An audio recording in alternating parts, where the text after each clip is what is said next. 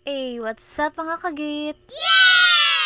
At bago pa nga mabulok itong video na to, kasi mag-aapat na buwan na rin ito sa aking gallery, hindi nga naman tayo papayag na hindi ito ma-upload.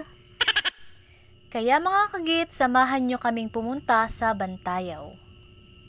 Ang Bantayaw nga po pala ay matatagpuan sa Barangay Sikmil ng Higmoto, dito sa Catanduanes. At dahil sa angkin nitong ganda, binibilang na rin ito sa ating tourist spot, and of course, isa na rin ito sa ating binabalik-balikan.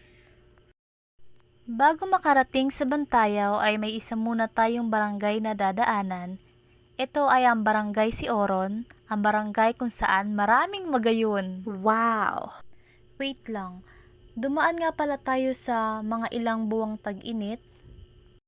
Kaya nung biyahe namin from Manila to Bicol, nag-bus nga lang kami kasi gawa ng may mga dala kaming gamit. Siguro 12 hours din kami sa bus.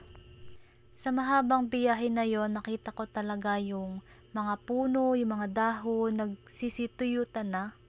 Na tipong pag may inaitapon ka lang ng upos ng sigarilyo ay parang magkakaroon na ng grass fire. Ganong katindi yung init nung time na yan. From Manila to Bicol nga pala sa Tabaco, sumakay kami ng lancha kasi tatawid kami ng dagat.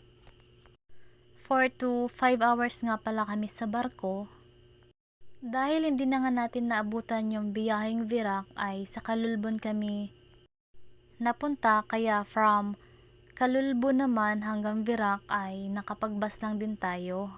At sa biyahe namin ng Calulbon to Virac, doon ko rin nakita na maraming mga punong tuyong-tuyo na rin, yung mga dahon, halos yung sanga, tuyong-tuyo na rin. Grabe pala yung epekto ng napakahabang tag-init. Biruin mo from December to May, yung tag-init na yon. Kaya sobrang dami rin talagang naapektuhan ng kabundukan. Pati nga mga halaman ko sa bahay hindi nakaligtas eh. Para sa akin yung lugar na ito, itong Higmoto, napakaswerte niyang lugar kasi malapit siya sa kabundukan, tapos napakalawak din na dagat. Tapos sa ilog guys, napakaraming ilog dito. Yun nga yung sinisisi ko eh. Kasi siguro dahil maraming ilog dito, hindi na ako pumuti. Alam mo yun, nasisi mo pa yung ilog.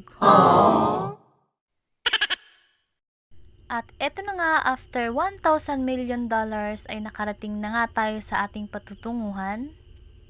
Hanggang dito na nga lang pala ang ating sasakyan dahil hindi na ito kayang puntahan ng sasakyan. At dahil saglit lang tayo dito ay samahan nyo pa rin kaming tunghayan ang ganda ng Bantayaw. Diyos mabalo sa inyong gabos!